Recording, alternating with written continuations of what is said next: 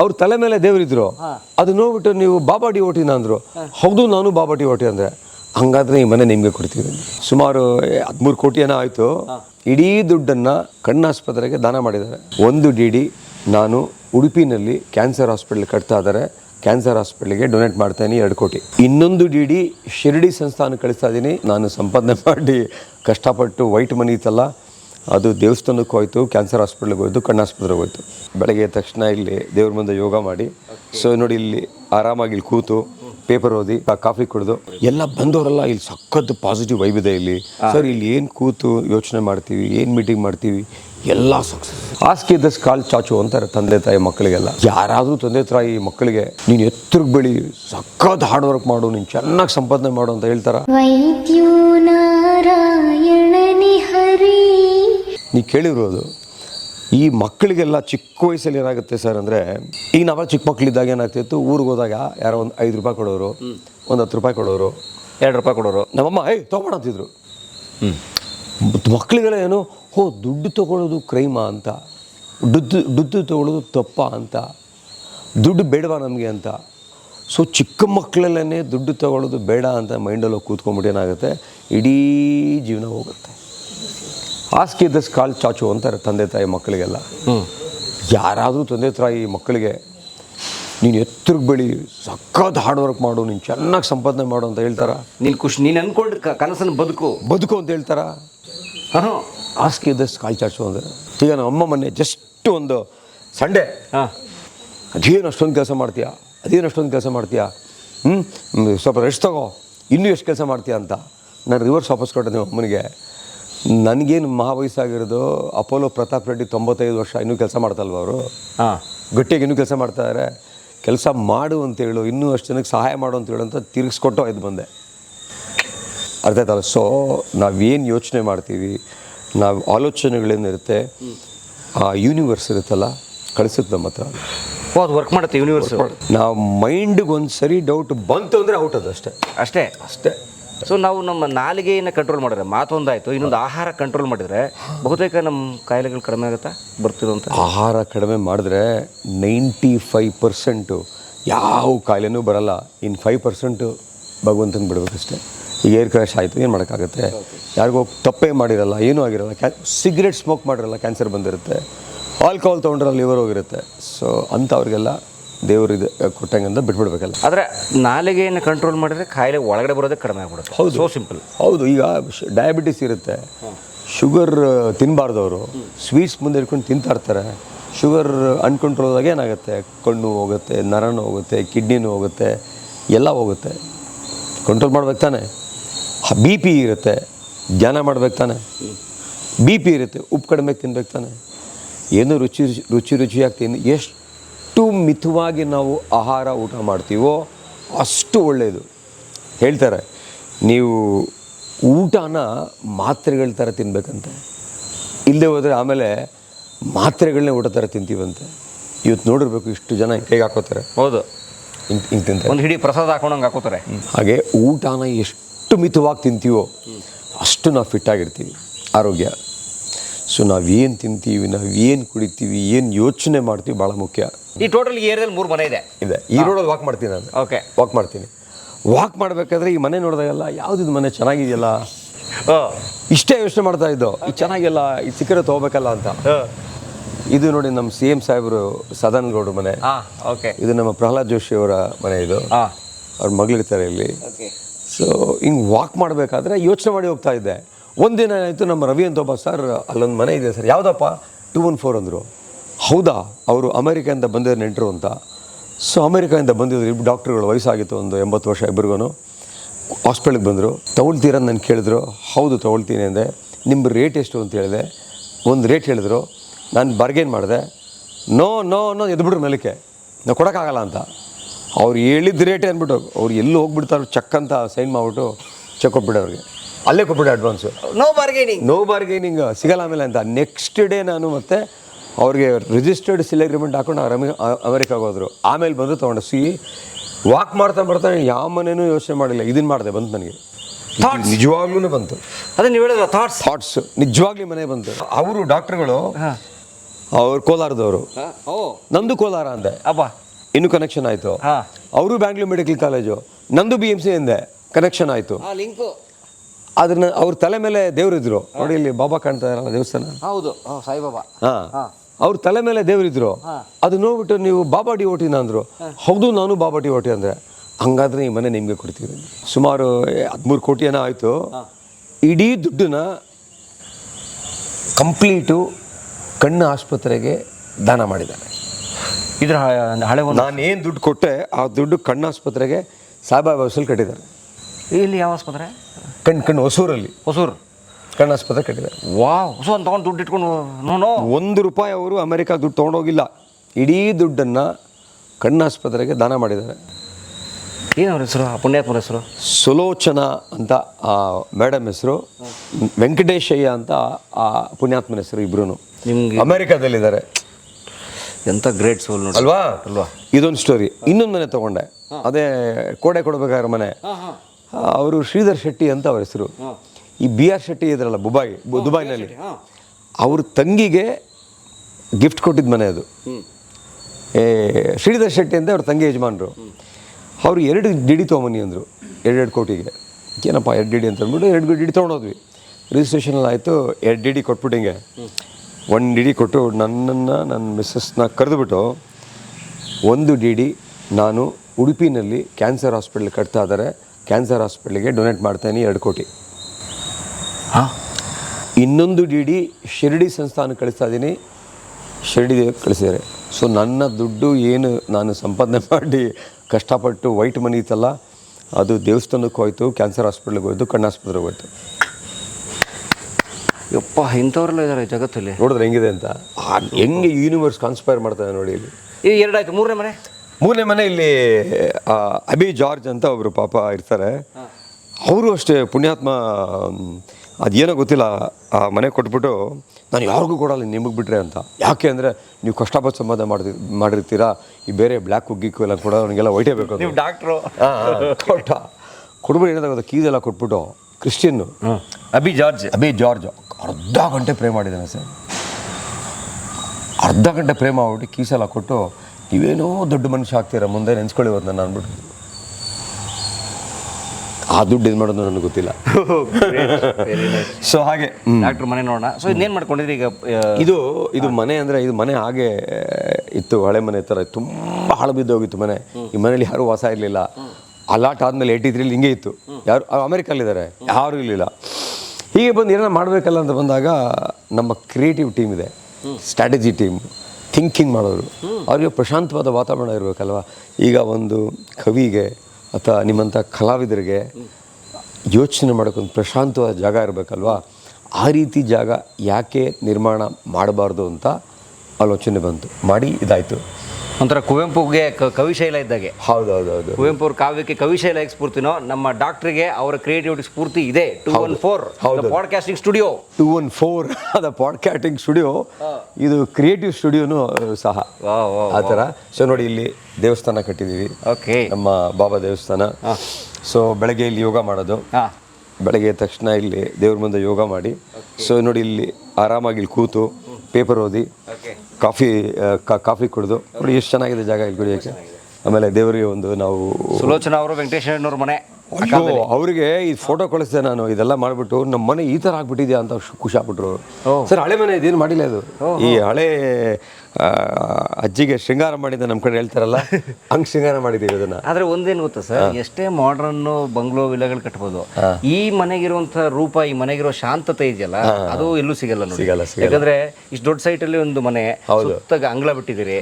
ಈಗ ಮನೆಗಳು ಕಟ್ಟೋರು ಒಳ್ಳೆ ಕೋಟೆ ಕಟ್ಟದಂಗೆ ಕಟ್ಬಿಡ್ತಾರೆ. ಹೌದೌದೌದು. ಇದು ಎಷ್ಟು ಚೆನ್ನಾಗಿದೆ ನೋಡಿ. ಎಲ್ಲ ಬಂದವರೆಲ್ಲ ಇಲ್ಲಿ ಸಖತ್ ಪಾಸಿಟಿವ್ ವೈಬ್ ಇದೆ ಇಲ್ಲಿ. ಸರ್ ಇಲ್ಲಿ ಏನು ಕೂತು ಯೋಚನೆ ಮಾಡ್ತೀವಿ, ಏನು ಮೀಟಿಂಗ್ ಮಾಡ್ತೀವಿ, ಎಲ್ಲ ಸಕ್ಸಸ್. ಬನ್ನಿ ನಮಸ್ಕಾರ ಹಾಕೋಣ ದೇವ್ರಿಗೆ. ನಾನಂತೂ ಭಾಳ ಬೆಳಗ್ಗೆ ಪೂಜೆ ಮಾಡಾಯಿತು.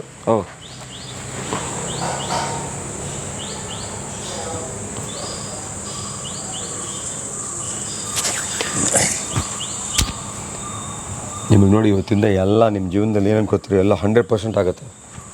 ಇದಾಗದೆ ಹೋದರೆ ಆಮೇಲೆ ಬಂದು ಕೇಳಿ ನಾನು. ನೋಡಿ, ಒಂದು ಭಾಳ ಆಶ್ಚರ್ಯಕರ ವಿಚಾರ, ವೈದ್ಯರು ನೀವು ಮೆಡಿಸಿನ್ ಓದಿರ್ತೀರಿ ಅಥವಾ ವಿಜ್ಞಾನದ ಬಗ್ಗೆ ಬಹಳ ಕೆಲಸ ಮಾಡಿರ್ತಾರೆ. ಹೌದು. ಭಾಳ ಜನ ಹೇಳ್ತಾರೆ ವಿಜ್ಞಾನ ಕೆಲಸ ಮಾಡುತ್ತೆ, ಸೈನ್ಸ್ ವರ್ಕ್ಸ್ ಬಿಕಾಸ್ ಸೈನ್ಸ್ ಒಂದು ಲಾಜಿಕಲ್ ಇದೆ, ಸೈನ್ಸ್ ಇಸ್ ವೆರಿ ಸೈಂಟಿಫಿಕ್ ಇತ್ಯಾದಿ ಎಲ್ಲ. ಸೊ ದೈವ ಶಕ್ತಿ, ದೇವರು ವರ್ಕ್ ಮಾಡುತ್ತಾ? 100% ಸರ್. ನನ್ನ ಅನುಭವದಲ್ಲಿ ಎಷ್ಟೋ ಕಾಂಪ್ಲಿಕೇಟೆಡ್ ಸರ್ಜರಿ ಮಾಡಬೇಕಾದಾಗ ನಾವು ಡಾಕ್ಟ್ರುಗಳು ಒಂಥರ ಕಾಡಲ್ಲಿ ಹೋದಂಗೆ ನಮ್ಮ ಫಿಸ್ಚುಲಾ ಆಪ್ರೇಷನ್ಸು ಕೆಲವೆಲ್ಲ ಮಾಡೋದು. ನಾವು ಕ್ರಾಸ್ ರೋಡಲ್ಲಿದ್ದಾಗ ಜಸ್ಟು ಆ ದೇವ್ರು ನೆನೆಸ್ಕೊಂಡ್ರೆ, ನಮ್ಮ ತಾಯಿ ನೆನೆಸ್ಕೊಂಡ್ರೆ ಬಂದ್ಬಿಡ್ತದೆ ಟಕ್ ಅಂತ. ಉದಾಹರಣೆಗೆ ಒಂದು ಆಪ್ರೇಷನ್ ಮಾಡ್ತಾಯಿರ್ತೀವಿ, ಎಲ್ಲಪ್ಪ ಮಾಡೋದು, ಹೆಂಗೆ ಮಾಡೋದು, ಇದನ್ನು ಹೆಂಗೆ ಫಿಸ್ಚುಲಾ ಇರುತ್ತೆ, ಆ ಬೇರು ಹುಡುಕ್ಬೇಕು. ದೊಡ್ಡ ಒಳ್ಳೆ ಕಾಡಿದ್ದಂಗೆ ಇರುತ್ತೆ ಅವೆಲ್ಲ ಫುಲ್ಲು. ಅದೇನು ಉದಾಹರಣೆ ಪೈಲ್ಸ್ ಅಂಡ್ ಫಿಸ್ಚುಲಾ ಹೆಂಗಿರುತ್ತೆ, ಹೀಗಿರುತ್ತೆ, ಹಿಂಗೆ ಆಕ್ಟೋಪಸ್ ಥರ ಹಿಂಗಿರುತ್ತೆ. ಈ ಒಂದು ದೊಡ್ಡ ಆಲ್ಮರದ ಬೇರೆ ಒಳಗಡೆ ಹಾಗೆ ಆಲ್ಮರದ ಬೇರೆ ಥರ ಇರುತ್ತೆ. ಅದನ್ನು ಹುಡ್ಕೋದಿದೆಯಲ್ಲ ಭಾಳ ಕಷ್ಟ. ಇಡೀ ಪ್ರಪಂಚದಲ್ಲಿ ಈ ಫಿಸ್ಚುಲಾ ಆಪ್ರೇಷನ್ ಇದೆಯಲ್ಲ ಭಾಳ ಕಷ್ಟ ಮಾಡೋದು. ಒಬ್ಬರು ಈಗ ಬೈಬಲ್ ಇರುತ್ತೆ, ಬೈಬಲ್ ಕ್ರಿಶ್ಚಿಯನ್ಸ್ಗೆ, ನಮಗೆ ಭಗವದ್ಗೀತಾ ಆತ ಗೀತೆ, ಕೋಲೋರೆಕ್ಟಲ್ ಸರ್ಜರಿ ಗೀತೆ ಅನ್ಬೋದು ಅದನ್ನು. ಆ ಗೋಲಿಗರ್ ಅಂತ ಪುಸ್ತಕ ಇದೆ, ಅದ್ರಲ್ಲಿ ಹೇಳ್ತಾರೆ ಕ್ಯಾನ್ಸರ್ ಆಪ್ರೇಷನ್ ಈಸಿಯಾಗಿ ಮಾಡ್ಬೋದು, ಹಾರ್ಟ್ ಆಪ್ರೇಷನ್ ಈಸಿಯಾಗಿ ಮಾಡ್ಬೋದು, ಫಿಸ್ಚುಲಾ ಆಪ್ರೇಷನ್ ಮಾಡೋದು ಭಾಳ ಕಷ್ಟ ಅಂತ ಹೇಳ್ತಾರೆ. ಸಖತ್ ಕಷ್ಟ ಕ್ಯಾನ್ಸರ್ ಆಪ್ರೇಷನ್ ಮಾಡೋದು, ರೆಕ್ಟಲ್ ಕ್ಯಾನ್ಸರು. ಫಿಸ್ಚುಲಾ ಕಷ್ಟ, ಕ್ಯಾನ್ಸರ್ ಮಾಡ್ಬೋದು ಅಂತ. ಆಮೇಲೆ ಮತ್ತೆ ಹೇಳ್ತಾನೆ, ಇಡೀ ಜಗತ್ತಲ್ಲಿ ಒಬ್ಬ ಸರ್ಜನ್ ಹೆಸರು ಹಾಳಾಗಿದೆ ಅಂತ ಹೇಳಿದ್ರೆ, ರೆಪ್ಯುಟೇಷನ್ ಹಾಳಾಗಿದೆ ಅಂತ ಹೇಳಿದ್ರೆ ಫಿಸ್ಚುಲಾ ಆಪ್ರೇಷನ್ ಮಾಡೋದ್ರಿಂದ ಅಂತ. ಯಾಕೆ ಅಷ್ಟು ಕಷ್ಟ ಇದೆ? ಅಷ್ಟು ಕಷ್ಟ ಇದೆ, ಅಷ್ಟು ಕಷ್ಟ ಇದೆ. ಆ ಒಂದು ಫಿಸ್ಚುಲಾನ ದೇವ್ರು ನನಗೆ ಗಿಫ್ಟ್ ಹಾಕ್ಕೊಟ್ಟಿದ್ದಾರೆ. ಅದನ್ನು ನೀವು 100ಕ್ಕೆ ನಾನು 99% ಯಶಸ್ಸು, 100%, 99%, 100 ಅಂದ್ಕೊಳ್ಳಿ ನಂದು. ಬಟ್ ಇಡೀ ಪ್ರಪಂಚದಲ್ಲಿ ಸಕ್ಸಸ್ 100ಕ್ಕೆ ಬರೀ 60% ಮಾತ್ರ ಮಾಡಿದ್ರೆ ಮತ್ತೆ ಬರುತ್ತೆ ಫಿಸ್ಚುಲಾ. ಹೌದು. ಅಯ್ಯೋ, 100ಕ್ಕೆ ಸಕ್ಸಸ್ ಆಗೋದು 60% ಮಾತ್ರ, ಇನ್ನು 40% ಬರುತ್ತೆ. ಇವತ್ತು ಇಡೀ ಬೆಂಗಳೂರಲ್ಲಿ ಯಾವುದಾದ್ರೂ ಸರ್ಜನ್ ಫಿಸ್ಚುಲಾ ಆಪ್ರೇಷನ್ ಮಾಡಿದರೆ ಮತ್ತೆ ರಿಪೀಟ್ ಆಯಿತು ಅಂದರೆ ಈಗ ನೀವು ಹೋಗ್ಬಿಟ್ರಪ್ಪ ಪರಮೇಶ್ವರದ ಸ್ಮೈಲ್ಸ್ಗೆ ಅಂತ ಹೇಳ್ತಾರೆ ಅಷ್ಟೇ. ಇಡೀ ಬೆಂಗಳೂರು ಸಿಟಿನಲ್ಲಿ ಕಳಿಸ್ತಾರೆ. ಸೊ ಇಡೀ ಬೆಂಗಳೂರಿನಲ್ಲಿ 100% ರಿಸಲ್ಟ್ ಇರುವ ಏಕೈಕ ವೈದ್ಯರು ಡಾಕ್ಟರ್ ಪರಮೇಶ್ವರ್, ಸ್ಮೈಲ್ಸ್ ಆಸ್ಪತ್ರೆ ಡಾಕ್ಟರ್ ಪರಮೇಶ್ವರ್. ಫಿಸ್ಚುಲಾ ಆಪರೇಷನ್ಸು ಬರೀ ಇಡೀ ಬೆಂಗಳೂರಲ್ಲ, ಇಡೀ ಇಂಡಿಯಾದಲ್ಲಿ, ಇಡೀ ಪ್ರಪಂಚದಲ್ಲಿ 40 ದೇಶಗಳಿಂದ ಪೇಷಂಟ್ ಬರ್ತಾರೆ, 40 ಕಂಟ್ರೀಸು. ಹೌದು, ಫಿಸ್ಚುಲಾ ಆಪ್ರೇಷನ್ಸು. ನಾವು ಆಸ್ಪತ್ರೆ ಹೋದಾಗ ನಿಮಗೆ ತೋರಿಸ್ತೀನಿ, ಫಿಸ್ಚುಲಾ ಆಪ್ರೇಷನ್ ಮಾಡಿರೋ ಒಂದು ಈ ರೋಗಿಗಳು ಏನೇನು ಗಿಫ್ಟ್ ಕೊಟ್ಟಿದ್ದಾರೆ ಅಂತ. ಪೇಷಂಟ್ಸ್ ಏನೇನು ಗಿಫ್ಟ್ ಕೊಟ್ಟು ನಿಮ್ಗೆ ಹೇಳ್ತೀನಿ ನಾನು. ಅಷ್ಟು ಕಷ್ಟಕರವಾದ ಫಿಸ್ಚುಲಾ ಇದು. 2 ಸರಿ, 3 ಸರಿ, 4 ಸರಿ, 8 ಸರಿ, 10 ಸರಿ, 14 ಸರಿ ಆಗಿರೋ ವ್ಯಕ್ತಿ 15ನೇ ಸರಿ ಬಂದು ನಾನು ಮಾಡಿದ್ದೀನಿ, ಸಕ್ಸಸ್ ಆಗಿದೆ. ಯಪ್ಪ, ಆಯಿತಾ? ಈ ಫಿಸ್ಚುಲಾ ಇದೆಯಲ್ಲ, ಆಲ್ಮರದ ಬೇರೆ ಥರ ಏನಾಗುತ್ತೆ, ಈ ಕುರ ಗೊತ್ತಲ್ಲ, ಹಳ್ಳಿ ಕಡೆ ಕುರ, ಚಿಕ್ಕ ಹುಡುಗ ಇದ್ದಾಗ ಆಗಿತ್ತಾ, ಕುರ ಅಂತಾರಲ್ಲ. ಈ ಕುರ ಏನಾಗುತ್ತೆ ಅಂದರೆ, ಮೋಷನ್ಗೆ ಹೋದಾಗ ಗಟ್ಟಿಯಾಗಿ ಹೋದರೆ, ಮೋಷನ್ಗೆ ಹೋದಾಗ ಪ್ರೆಷರ್ ಹಾಕಿದ್ರೆ, ಮೋಷನ್ಗೆ ಹೋದಾಗ ಮುಕ್ಕಿದ್ರೆ, ಅಥವಾ ಎಲ್ಲಾದ್ರೂ ಈ ಯುರೋಪಿಯನ್ ಕಮೋಡಲ್ಲ, ಈಗ ಕೂತ್ಕೊಂಡ್ಬಿಡ್ತೀವಲ್ಲ ಯುರೋಪಿಯನ್ ಕಮೋಡ್, ಎಷ್ಟು ನೀವು ಕೂತ್ಕೊಂಡ್ಬಿಡ್ತೀವಲ್ಲ, ಕೂತ್ಕೊಂಡ್ಬಿಡ್ತೀವಿ, ಇಲ್ಲಿ ಟಚ್ ಆಗುತ್ತೆ. ಈಗ ಜನ ಮೊಬೈಲ್ ಹಿಡ್ಕೊಂಡು ಕೂತ್ಕೊಂಡ್ಬಿಡ್ತಾರೆ, ಮೊಬೈಲ್ ಹಿಡ್ಕೊಂಡು ಕೂತ್ಕೋತಾರೆ, ಇಲ್ಲಿ ಟಚ್ ಆಗ್ಬಿಡುತ್ತೆ. ಇಲ್ಲಿ ಟಚ್ ಆದಾಗ ಆ ಬಾತ್ರೂಮಿಂದನೂ ಬ್ಯಾಕ್ಟೀರಿಯಾ ಬರ್ಬೋದು, ಫ್ಲೈಟಲ್ಲಿ ಕೂರ್ತಾರಲ್ಲ ಅಲ್ಲಿಂದನೂ ಬ್ಯಾಕ್ಟೀರಿಯಾ ಬರ್ಬೋದು, ಸಿನಿಮಾಗೆ ಹೋಗ್ತಾರಲ್ಲ ಮಾಲಲ್ಲಿ ಅಲ್ಲಿಂದನೂ ಬರೋದು ಬ್ಯಾಕ್ಟೀರಿಯಾ. ಸೊ ಕೆಳಗಿಂದ ಬರೋ ಬ್ಯಾಕ್ಟೀರಿಯಾ ಮತ್ತು ಹೊಟ್ಟೆಯಿಂದ ಬರೋ ಬ್ಯಾಕ್ಟೀರಿಯಾ ಯಾವುದಾದ್ರೂ ಆಗ್ಬೋದು, ಇನ್ಫೆಕ್ಷನ್ ಆಗಿ ಕುರ ಆಗುತ್ತೆ ಸರ್. ಓಕೆ. ಕುರ ದೊಡ್ಡದಾಗುತ್ತೆ. ಕುರ ದೊಡ್ಡದಾದಾಗ ನೋವಾಗುತ್ತೆ, ಗಡ್ಡೆ ಆಗುತ್ತೆ, ಕೂತ್ಕೊಳ್ಳೋಕ್ಕಾಗಲ್ಲ, ಜ್ವರ ಬರುತ್ತೆ, ಕ್ಯೂ ತುಂಬಿಬಿಡುತ್ತೆ. ಈ ಕ್ಯೂ ತುಂಬಿದಾಗ ಏನಾಗುತ್ತೆ, ಕೆಲವು ಸರಿ ಅದಷ್ಟೇ ಹೊಡೆದೋಗುತ್ತೆ. ಹೊಡೆದೋದಾಗ ಪೇನ್ ರಿಲೀಫ್ ಆಗುತ್ತಲ್ಲ, ಜನ ನನಗೆ ಸರಿ ಹೋಯ್ತು, ನನಗೆ ಹೊಡೆದೋಯ್ತು, ನೆಮ್ಮದಿ ಆಯಿತು ಅಂತ. ಆದರೆ ಹೊಡೆದೋಗೇನಾಗುತ್ತೆ, ಒಂದು ಟ್ರ್ಯಾಕ್ ಆಗುತ್ತೆ ಫಿಸ್ಚುಲಾ ಆಗಿ. ಇದೊಂದು. ಇನ್ನು ಎರಡನೇದು, ಈ ಥರ ಕುರಾದಾಗ ಏನು ಮಾಡ್ತಾರೆ, ಡಾಕ್ಟ್ರ್ ಹತ್ರ ಹೋಗ್ತಾರೆ. ಡಾಕ್ಟರ್ ಏನು ಮಾಡ್ತಾರೆ, ಆ ಕುರಾನ ಓಪನ್ ಮಾಡ್ತಾರೆ, ಕಟ್ ಮಾಡ್ತಾರೆ ಡಾಕ್ಟ್ರು. ಕ್ಯೂ ಎಲ್ಲ ತೆಗಿತಾರೆ, ಆದರೆ ಬೇರ್ನ ಮಾತ್ರ ಎಲ್ಲ ಬಿಟ್ಟಿರ್ತಾರೆ. ಸೊ 100ಕ್ಕೆ 60 ಜನ ಮಾತ್ರ ಸಕ್ಸಸ್ ಆಗೋದು, ಇನ್ನು 40 ಜನಕ್ಕೆ ಫಿಸ್ಚುಲಾ ಕನ್ವರ್ಟ್ ಆಗುತ್ತದೆ. ಸೊ ಒಂದು ಭಾಗ ಫಿಸ್ಚುಲಾ ಅದಾಗದೆ ಹೊಡೆದೋಗಿ ಫಿಸ್ಚುಲಾ ಆಗೋದು. ಎರಡನೇ ಭಾಗ ಡಾಕ್ಟ್ರು ತಪ್ಪಲ್ಲ ಅಂತ ಹೇಳೋಕ್ಕಾಗಲ್ಲ, ಅವ್ರು ಏನು ಗೊತ್ತೋ ಅದನ್ನು ಮಾಡ್ತಾರೆ, ಓಪನ್ ಮಾಡ್ತಾರೆ, ಫಿಸ್ಚುಲಾ ಆಗುತ್ತೆ. ಸೊ ಹಾಗಾಗಿ ಈ ಫಿಸ್ಚುಲಾ ಇದೆಯಲ್ಲ, ಇಡೀ ದೇಶದಲ್ಲಿ 10% ಜನಕ್ಕೆ ಫಿಸ್ಚುಲಾ ಇದೆ. ಅಯ್ಯೋ, ಅಂದ್ರೆ ಬಿಗ್ ಪಾಪ್ಯುಲೇಷನ್. Big population. ಈಗ ಉದಾಹರಣೆಗೆ ನಮ್ದು 150 ಕೋಟಿ ಅಂದ್ರೆ ಒಂದು 15 ಕೋಟಿ ಜನಕ್ಕಿದೆ. ಪಕ್ಕಾ ಇದೆ 15 ಕೋಟಿ ಜನಕ್ಕೆ. ಸರ್, ಕೆಲವು ಮಾಜಿ ಪ್ರಧಾನಿಗಳಿಗೆ ಫಿಸ್ಚುಲಾ ಇತ್ತು. 4-5 ಸರಿ ಪ್ರಧಾನಿಗೆ ಆಪರೇಷನ್ ಆಗಿರ್ಬೇಕಾದ್ರೆ ಇನ್ನೇನು ಅನ್ಕೋತೀರ ನಮ್ಮ ಬಿಡ್ತಾ ಇಲ್ಲ ಅದು. ಪ್ರಧಾನಿ, ನಮ್ಮ ಮಾಜಿ ಪ್ರಧಾನಿ 4-5 ಸರಿ ಆಗಿದೆ ಆಪರೇಷನ್ ಫಿಸ್ಚುಲಾ ಅವ್ರಿಗೆ. ಎಲ್ಲಿ? ಏಮ್ಸ್ ಡೆಲ್ಲಿನಲ್ಲಿ. ಅರ್ಥ ಆಯ್ತಲ್ವಾ? ಸೊ ಹೀಗೆ ಸರ್, ಬ್ಯಾಕಲ್ಲಿ ಆಗ್ಬಿಡುತ್ತಾ? ಇಲ್ಲಿ ಈಗ ಉದಾಹರಣೆ ಕುಂಡಿಲಿ ಆಗ್ಬಿಡುತ್ತಾ? ಕುಂಡಿಗೆ ಆಯ್ತಾ? ಇಲ್ಲಿ ಫಿಸ್ಚುಲಾ, ಇಲ್ಲಿ ಫಿಸ್ಚುಲಾ ಆಗಿ ಸರ್, ಇಲ್ಲಿಂದ ಸ್ಟಾರ್ಟ್ ಆಗಿ ಟ್ರ್ಯಾಕ್ ಆಗಿ ಇಲ್ಲಿ ಓಪನ್ ಆಗಿರುತ್ತೆ. ಹೊಟ್ಟೆಗೆ ಬರುತ್ತಾ? ಇಲ್ಲಿ ಬಂದಿರುತ್ತೆ. ಅಂದ್ರೆ ಅದ್ರ ಬೇರು ಹಿಂಗೆ ಹೋಗಿರುತ್ತೆ. ಇಲ್ಲಿಂದ ಕಾಲಿಗೆ ಬಂದಿರುತ್ತೆ. ಗುರುದ್ವಾರದಿಂದ ಹೆಣ್ಮಕ್ಳಿಗೆ ಪ್ರೈವೇಟ್ ಜಾಗ ಯೂರಿನ್ ಪಾಸ್ ಮಾಡ್ತಾರಲ್ಲ, ಯೋನಿ ಜಾಗಕ್ಕೆ ಬಂದ್ಬಿಡುತ್ತೆ. ಅಲ್ಲಿ ಬಂದಿರುತ್ತೆ. ಅಲ್ಲಿಂದ ಮೋಷನ್ ಬರ್ತಾ ಇರುತ್ತೆ. ಗಂಡಸರಿಗೆ ಮೋಷನ್ಗೆ ಹೋಗೋ ಜಾಗದಿಂದ ಯೂರಿನ್ಗೆ ಹೋಗೋ ಜಾಗ ಕನೆಕ್ಷನ್ ಆಗ್ಬಿಟ್ಟಿರುತ್ತೆ. ಅಲ್ಲಿಂದ ಮೋಷನ್ ಬರ್ತಾ ಇರುತ್ತೆ, ಇಲ್ಲಿಂದ ಯೂರಿನ್ ಬರ್ತಾ ಇರುತ್ತೆ. ಒಂದು ರೆಕ್ಟೋ ವೆಜಿನಲ್ ಫಿಸ್ಚುಲಾ ಅಂತ ಹೆಣ್ಮಕ್ಳಿಗೆ, ಗಂಡು ಮಕ್ಕಳಿಗೆ ರೆಕ್ಟೋ ಯುರೇಥ್ರಲ್ ಫಿಸ್ಚುಲಾ ಅಂತ ಕರೀತಾರೆ. ಸೊ ಇದು ತುಂಬ ಒಂದು ಸಾಮಾಜಿಕವಾಗಿ, ತುಂಬ ಆರ್ಥಿಕವಾಗಿ ತುಂಬ ಜನ ಕಷ್ಟಪಡ್ತಾರೆ. ಹೇಗೆ ಅಂತ ಹೇಳಿದ್ರೆ, ಫಿಸ್ಚುಲಾ ಬಂದಾಗ ಕ್ಯೂ ಹೋಗ್ತಾ ಇರುತ್ತೆ, ನೋವಿರುತ್ತೆ, ಸ್ಮೆಲ್ ಬರುತ್ತೆ, ಅಂಡರ್ವೇರ್ ಎಲ್ಲ ಬೆಟ್ಟಾಗಿರುತ್ತೆ. ಹೆಣ್ಮಕ್ಳಾಗಲಿ ಗಂಡಸರಾಗಲಿ ಕೆಲ್ಸಕ್ಕೆ ಹೋಗೋದು ಕಡಿಮೆ ಮಾಡ್ತಾರೆ, ರಜೆ ಆಗ್ತಾರೆ, ಪರ್ಫಾರ್ಮ್ ಮಾಡೋಕ್ಕಾಗಲ್ಲ, ಡಲ್ ಆಗಿರ್ತಾರೆ, ಡಿಪ್ರೆಸ್ ಆಗ್ತಾರೆ, ಸಾಮಾಜಿಕವಾಗಿ ದೂರ ಹೋಗ್ತಾರೆ. ಎರಡನೇದು, ಗಂಡನ ಫಿಸ್ಚುಲಾ ಆಗಿದ್ರೆ ಹೆಂಡತಿ ಹತ್ರ ಬರಲ್ಲ, ಹೆಂಡತಿಗೆ ಫಿಸ್ಚುಲಾ ಆಗಿಲ್ಲ ಗಂಡ ಹತ್ರ ಬರಲ್ಲ, ಸ್ಮೆಲ್ ಹೊಡಿತಾ ಇರುತ್ತೆ, ಕೂತ್ಕೊಳ್ಳೋಕೆ ಊಟ ಮಾಡಲ್ಲ ಒಟ್ಟಿಗೆ. ಸೊ ಈ ರೀತಿ ಸಾಮಾಜಿಕವಾಗಿ, ಆರ್ಥಿಕವಾಗಿ ಈ ಫಿಸ್ಚುಲಾ ಕಾಯಿಲೆ ಕುಗ್ಗಿಸುತ್ತೆ ಮನುಷ್ಯನ. ಡಲ್ ಆಗ್ತಾನೆ, ಮುಖ ಎಲ್ಲ ಡಲ್ ಆಗಿರುತ್ತೆ, ಸೊರಗೋಗಿರುತ್ತೆ. ಆಪ್ರೇಷನ್ ಆದಮೇಲೆ ಮುಖದಲ್ಲಿ ಕಳೆ ಬಂದಿರುತ್ತೆ. ನಾನು ಫೋಟೋಸ್ ತೆಗಿತಾ ಇದ್ದೀನಿ, ಬಿಫೋರ್ ಆಪ್ರೇಷನ್, ಆಫ್ಟರ್ ಆಪ್ರೇಷನ್ ಅಂತ ರಿಸರ್ಚ್ ಮಾಡ್ತಾ ಇದ್ದೀನಿ. ಮುಖದಲ್ಲಿ ಹೆಂಗೆ ಕಳೆ ಬರುತ್ತೆ ಅಂದರೆ, ಸರ್ ಎಲ್ಲರೂ ಹೇಳ್ತಾರೆ ಸರ್ ನಿಮ್ಮ ಮುಖದಲ್ಲಿ ಕಳೆ ಬಂದಿದೆ ಅಂತ. ಸೊ ಈ ಫಿಸ್ಚುಲಾ ಭಾಳ ಇಂಪಾರ್ಟೆಂಟು. ಈ ಫಿಸ್ಚುಲಾನ ಎಕ್ಸ್ಪರ್ಟೇ ಮಾಡಬೇಕು, ಬೇರೆಯವರು ಮಾಡೋಕ್ಕೆ ಭಾಳ ಕಷ್ಟ ಇದೆ.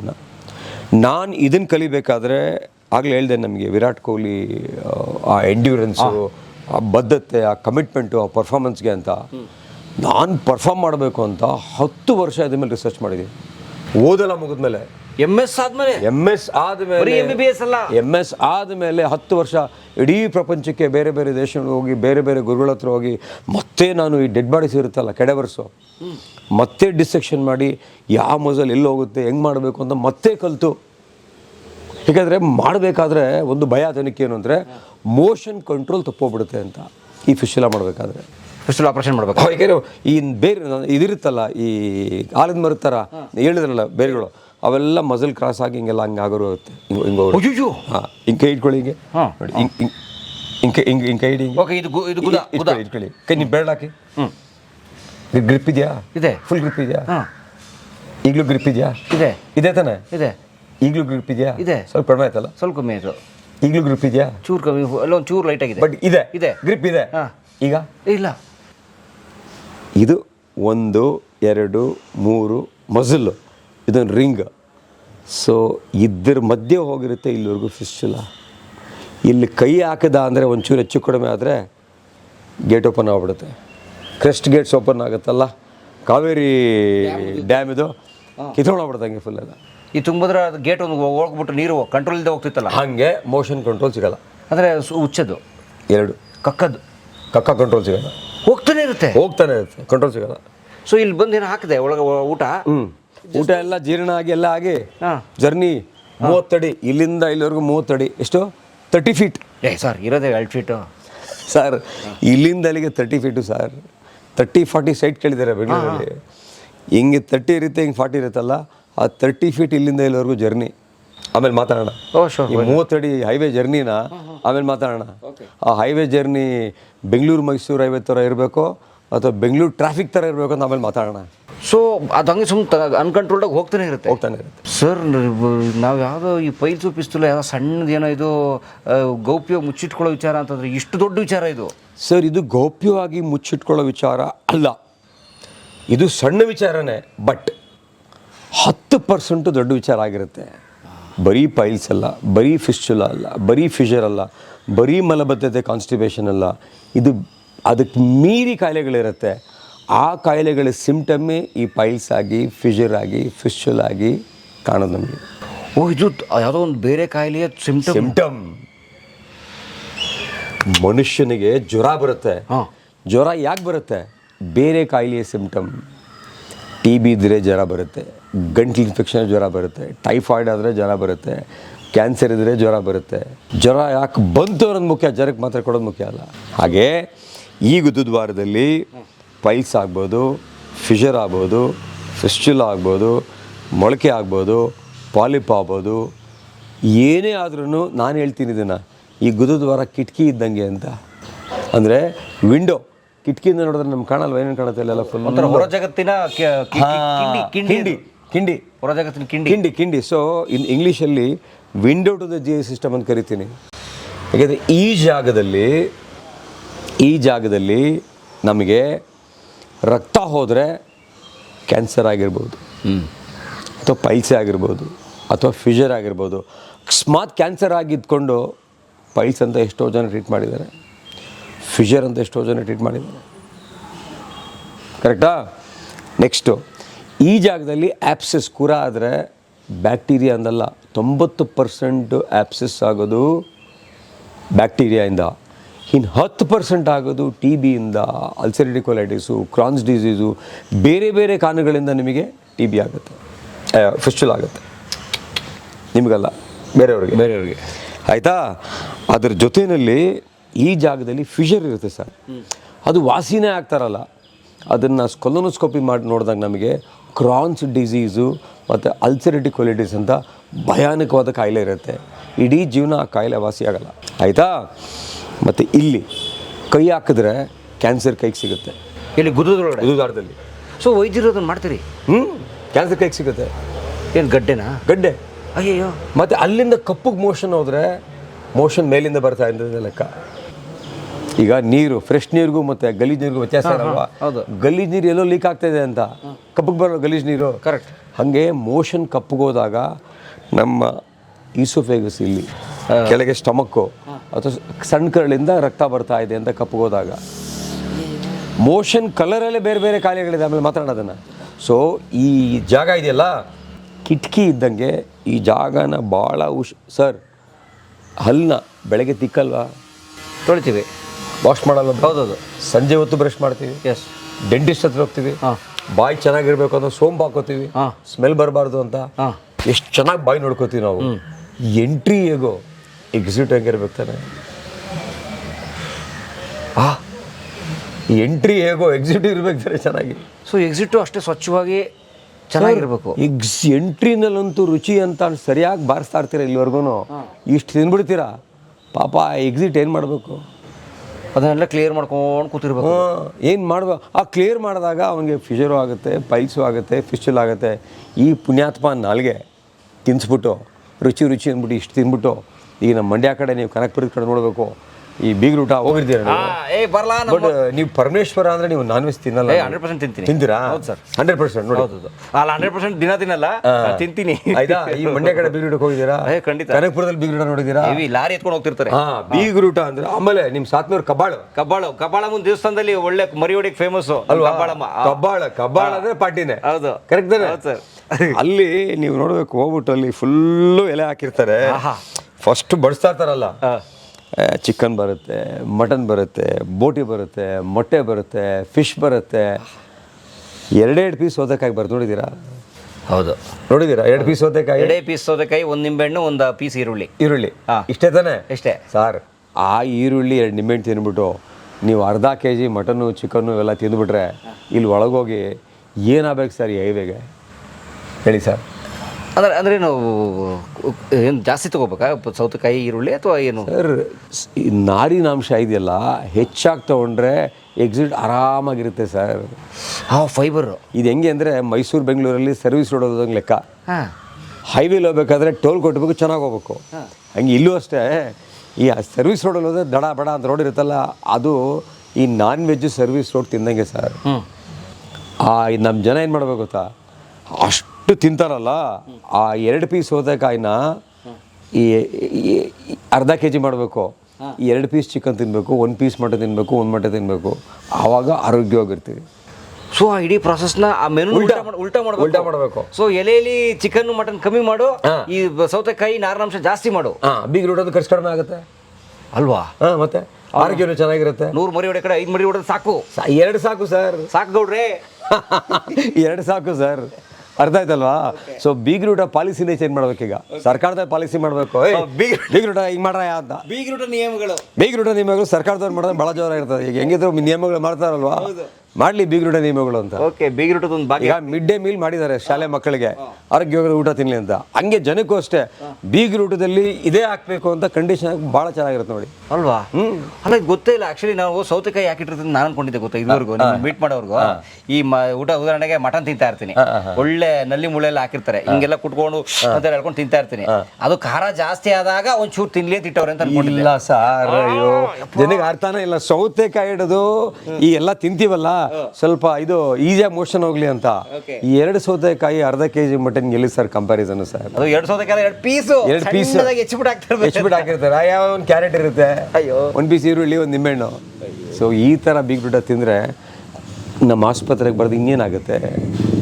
ತಿಂತಾರೆ, ನಮ್ಮ ಆಸ್ಪತ್ರೆಗೆ ಬರ್ತಾರೆ. ಅವಾಗಲೇ ಹೇಳಿದ್ನಲ್ಲ, you are what you eat ಅಂತ. ಕರೆಕ್ಟ್. ನೀವೇನು ತಿಂತೀರೋ ಅದೇ ನಾವು. ಅಂದರೆ ಈ ಪೈಲ್ಸ್ ಪಿಸ್ತುಲ ಅಥವಾ ಫಿಶರ್ ಎಲ್ಲ ಜಾಸ್ತಿ ಬರೋದು ಸಸ್ಯಾಹಾರಿಗಳಲ್ಲ ಮಾಂಸಾಹಾರಿಗಳಲ್ಲ? ಸಸ್ಯಾಹಾರಿಗಳಲ್ಲೂ ಬರುತ್ತೆ, ಮಾಂಸಾಹಾರಿಗಳಲ್ಲೂ ಬರುತ್ತೆ. ಆಯಿತಾ? ಸಸ್ಯಾಹಾರಿ ಯಾಕೆ ಬರುತ್ತೆ, ಮಾಂಸಾಹಾರಿ ಯಾಕೆ ಬರುತ್ತೆ ಅಂತ ಮಾತಾಡೋಣ, ವಿವರವಾಗಿ ಮಾತಾಡೋಣ. ಆದರೆ ಈಗ ಕೊಡ್ತೀರಾ? ಖಂಡಿತ ಕೊಡೋಣ. ಬನ್ನಿ ಒಂದು ಕಾಫಿ ಕೊಡೋಣ. ಒಂದು ಕಾಫಿ ಕೊಡೋಣ, ಬನ್ನಿ. ಬನ್ನಿ.